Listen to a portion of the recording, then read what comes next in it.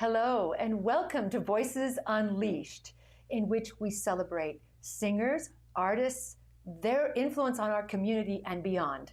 My name is Alexandra Babbel, and I'm so happy to have you here with me. I'm thrilled to have our guests today, Josh+Smith and Bex Truk. Welcome. Thank you. They go as Josh and Bex, and that's way easier than all the other stuff I just had to say. I'm so excited to have you guys here. I want to know all about, first of all, how you came together and what brought you two together. We could start with childhood, but I'm more interested in this dynamic because there's lots of good chemistry going on. Yeah, absolutely. We about almost 10 years ago now, I was running a little songwriter circle open mic night at the Fleetwood, which is now 97th Street Pub. Oh. And I was hosting it, and Bex happened to come in, and she and her friend Cam got up and did a song, and I was just blown away by her voice and thought it was just the most beautiful voice in the whole wide world. I thought the same about him. Yeah, and then, that was after that we kind of found each other slowly. And well, actually, I found him on Facebook. It was back you in, did? yeah. You took a little initiative. I did, okay, yeah. That makes sense. I went. I did the Facebook thing, and I found you on there. And then I reached out because I had written a song that I thought would be great for a duet. A guy voice and my voice, and you had something similar. Also, I had a song as well that would be a great duet, and just didn't have the right voice for it. So and then you started that way, and immediately you're thinking, this is good together, because I've heard them in concert, and you will hear some clips in a moment. But this beautiful combination of voice, they're so well suited together. You know, this is something about the timbre of your voices where even the colors kind of link up like this. Yeah. That doesn't often happen. Many times, perhaps siblings will have that. Right. You know, where the voices literally have almost the same speed and timbre and vibration. Yeah. Exactly. Yeah, oh, geez, maybe we're related then. Oh no, that'd be weird if you find out you're cousins now. I hope that's not that. This is not that kind of show. But you are right, though. I think. I sing with my sister, and I feel that too when we get into that harmony, and it's you just feel that. We work on that as classical musicians when we're singing with another singer, or often in choirs. We have that, hoping the vibratos will start to, instead of slam into each other, start vibing together, and it usually happens. Just like clocks, as you know, when they're all in a room together, they start tick-tocking in sync over time. Yeah. It's the same thing with voices, and probably the more you guys sing together, the more it gets synced up. So you're synced up vocally, but you're also synced up personally, I'm going to guess. Yeah. I see. That's lovely. Yeah, we ended up actually liking each other. That's pretty cool. Yeah, what a nice perk. Yeah, it's awesome. It's good if you like. Yeah. That might be a benefit of meeting each other in our 30s too. Just kind of have had some relationships come and go, and in a place of maturity, do appreciate that relationships aren't perfect and they take work, and we're willing to do that work and be patient and kind, and you really did find your person. That's so sweet. Joshua, were you always a musician? Even as a child, was this your thing, or did you do a different thing for a while? No, I've just been doing music since I can remember. Like my dad was a musician, and growing up in Nova Scotia, he's from Cape Breton, so grew up at kitchen parties, and all my family plays instruments, so get together and play bluegrass music. And my mom said I used to harmonize with the vacuum cleaner on the floor. I put my ear to the floor and just sing with the vacuum cleaner. So it's just, you started this way. I'm grateful way. I turned out somewhat normal, I guess. What about you, Bex? Well, I started voice lessons when I was in kindergarten. As soon as I could read, my mom was like, yeah, you can go, when you get the reading thing down, you can go to singing lessons. And I did that from kindergarten till grade 12. Oh, that is amazing. Musical theater kind of stuff. Oh, yeah, classical. Yeah. Well, I can tell you have some training. I mean, that's my field. So I could tell when I heard you that there was some training there. There's some natural singing, of course, but there's a technique that you have that I could tell you've had some training. It's beautiful. So when the two of you came together and you found that you had these beautiful duets, did you start to write for yourselves? Like when we met? I mean, you write your own music for yourselves. Yeah. Okay. Yeah, when I was a kid, I used to write and sit up in my room, and I used to love Weird Al Yankovic, and so I'd hear him do all these parodies of songs, and I'm like, what? So I started off writing joke songs, like Crosby, Stills, Nash and Young, or Led Zeppelin. I'd make up my own lyrics. Oh, so I kind of cute. learned like song form and structure and Oh, I see. how like syllables work and how flows and all those different things. So and then I eventually went to writing my own music. And what's the source of your text for music? As a classical musician, we serve the text primarily. It's mostly about the words and then the music to support the words. What's the source of your text? And in addition to that, when you write the song to support the words, do you use particular colors or timbres or harmonies for those texts? Yeah, for myself personally, yeah, I think it can go both ways. Sometimes I'll write the words first, and then, like you said, like I'll fill in the, if it's a sadder word, I'll maybe try to find a more mellow and dramatic chord to kind of match that. Right. But sometimes it's instrumental that I'll write, and then I'll have to like find words to. Oh, match that's the interesting. colors too. It's like kind of reverse. Oh, that's interesting. Yeah. Because mostly classical musicians and compositions are built. I found this beautiful text, and I'm going to support it with this, that way. But sometimes you write the music first. Sometimes I'll have like an instrumental, and I'll just drive in the car in silence, and just kind of mouth words, and just make up stuff until something clicks in the brain. And I wish I could do it like that, like have a text or a poem and turn that into music. But I'm the opposite too. Take music and a melody first, and then really, second, yeah. Oh, yeah. I think it's challenging to do it the other way too. Cool. Oh, wow. I'm fascinated by this because in my genre, we take somebody else's work and memorize it to the T, Right. come escrito, which means as written, right? And there's not a lot of liberty. We do our own expression of it, but it's reporting on someone else's work and bringing to it my experience. Whereas in your case, life experience itself is the reason for the creation of the work. And so can you tell me a little bit about in some way where your life experience has shown up in a piece? Really recently, writing about my experiences in my professional world as a counselor and a therapist. You're a counselor and a therapist? Yeah. Wow, that's amazing. Yeah. I feel very lucky and blessed to be able to do the work that I do. And it's really opened up my eyes and my heart to what healing is, the human experience within that, and my own journey too. Of course. And just being able to observe resilience. So do you have a practice? I had a private practice. I might come back to that in the fall, but recently I switched to working in a nonprofit. So I work for the Bridge Youth and Family Services. Yeah. Oh my goodness, that's really good work. That's beautiful. I work on a garden and I help seed plants, and then all those vegetables grow and we give it away to different organizations, including the Bridge. Oh wow! Yeah, small world. Yeah, so I've been taking those experiences and making and they music. it starts to show up in your music. Yeah, sure does. What about you, Joshua? What could you say about how your music is being influenced by your human experience?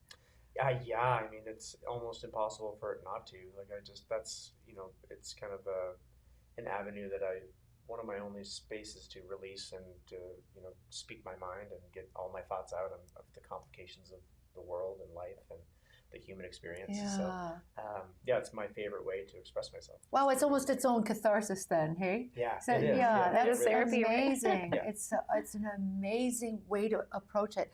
We have some clips that we'd like to share with our audience, and Joshua knows exactly what order they're in and how they are going to be set up, so I'm going to hand it to you now, Josh. Yeah, so this one's a Bee Gees cover. We both first started hanging out, we were just listening to old records, and as you do, you're like, oh, I used to listen to that, and oh, that's so cool, and like, oh, I love this song and that. So this is one of those songs when we first met that we recorded together. It's called To Love Somebody.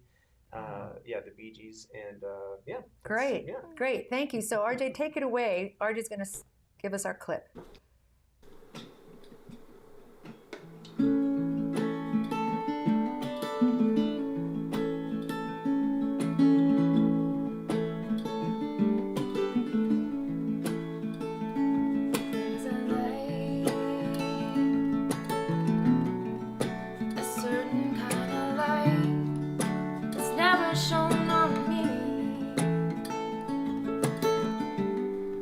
Want my life to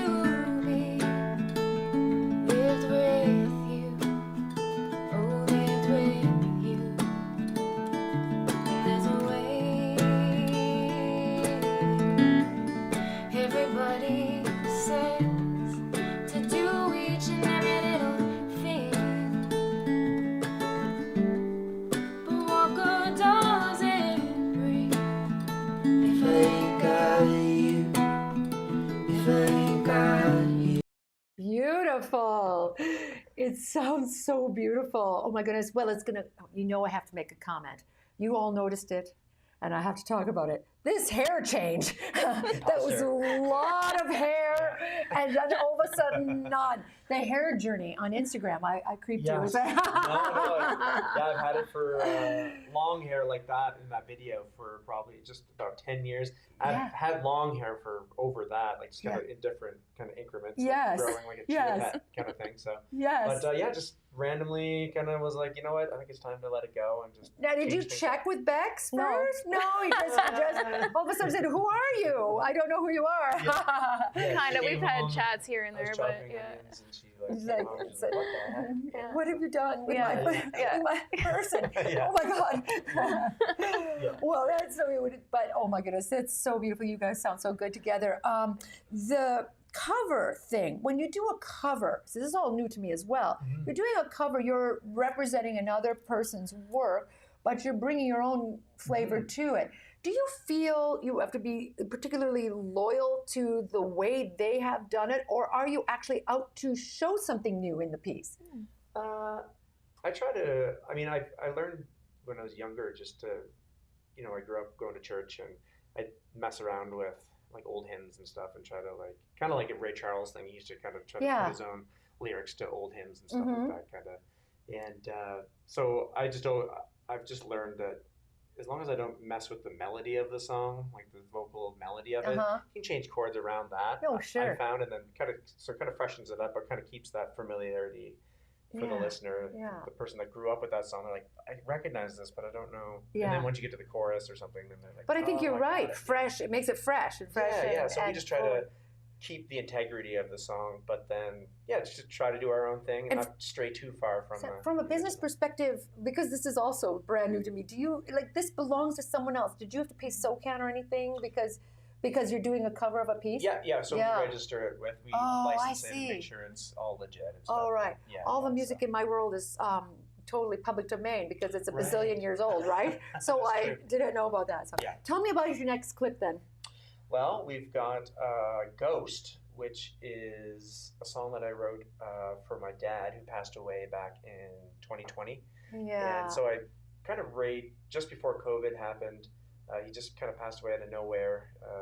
Everyone was pretty shocked about it. Really? I'm so sorry to hear that. Thank you. And I do remember seeing something online about you mentioning that, and I know you were extremely close to your father. Yeah. So this piece, a piece created out of the human experience. Right after he passed away, basically a couple of days after, I had this very vivid dream about him and I in this cave, and he had like a torch, and he was leading me through this cave. Maybe one of the most vivid dreams I've ever had in my life, so to this day. And we recorded this live at Evening in the Valley, which is a concert series in Summerland. And just amazing people, great hosts, and just so we decided to record it there. Great. And post it on YouTube. Okay, great. Let's listen to a bit of this piece. I'm really interested in hearing this piece. One, 2, 3, 4.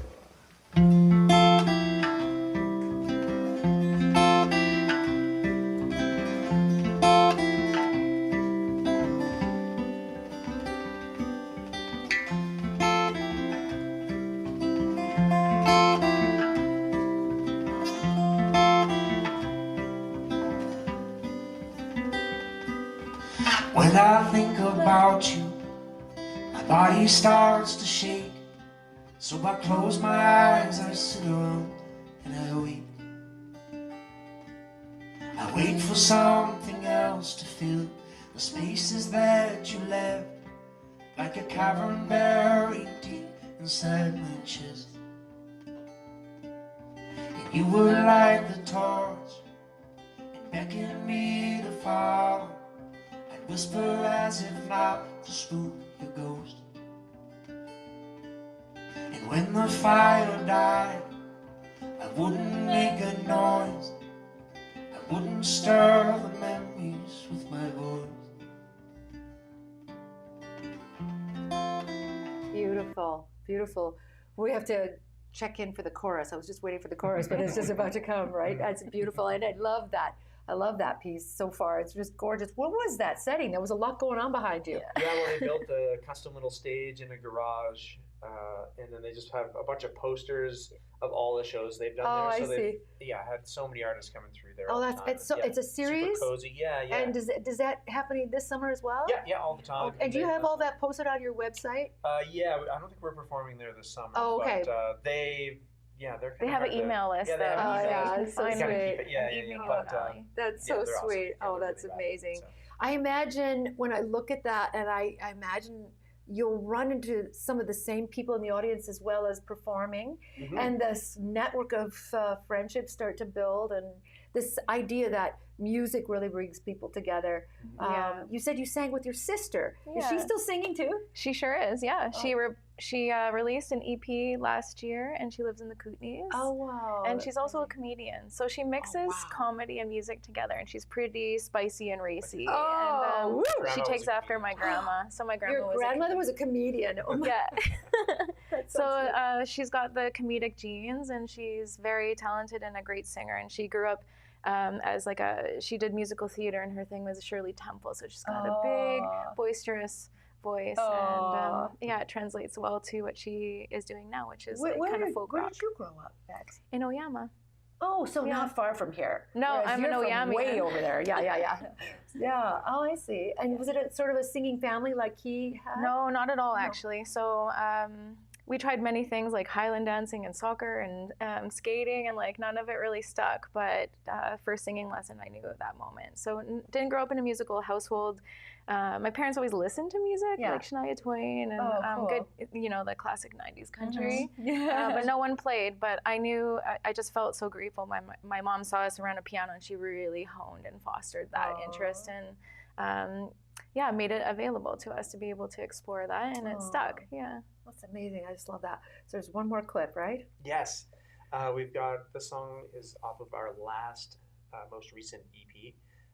Of original songs, I guess you could say. Wow. So you wrote these together, or do you guys have separate writings, and then you sing my song and I'll sing your song? Kind of both. Oh, it's both. Yeah. Usually, I think we'll kind of it's kind of worked out that she'll come with a song basically 70% or 75% done, and then we'll do a few little tinkers. Same with my songs too. We'll throw in a few words here. She has a different perspective than I do, and it just freshens it up a little bit. So. Isn't it way more fun to work together? Yeah, it's great. Yeah. It's awesome. Oh my goodness. So it'd be so fun to co-collaborate like that. Yeah. So go ahead. So this one we recorded in Oyama at our friend's in our friend's garage, and this one's called "I Don't Think I'll Ever Figure Out Me." It's pretty self-explanatory. Did you write it? Yeah. I did. After much contemplation, and research, figured out. But I just don't. And that's okay. And living in the not knowing. Yeah, just being in the moment. Yeah. Not trying to think about the past or the future. So. Okay, great. Let's listen.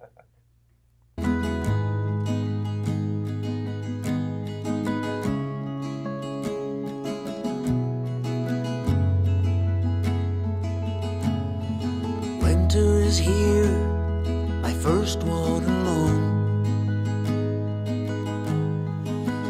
4,000 long miles from my home. Snowflakes of diamond and silvery tones, writing my thoughts down to you in a note. Ashes to ashes, flicker to flame. 10,000 tears at the sound of your name. Staring in silence, watching you burn. Touching the fire while filling the urn. I wish I was better, I wish it were true. I wish I could know what the future knew. Why am I so restless? I think you can see. I don't think I'll ever figure out me.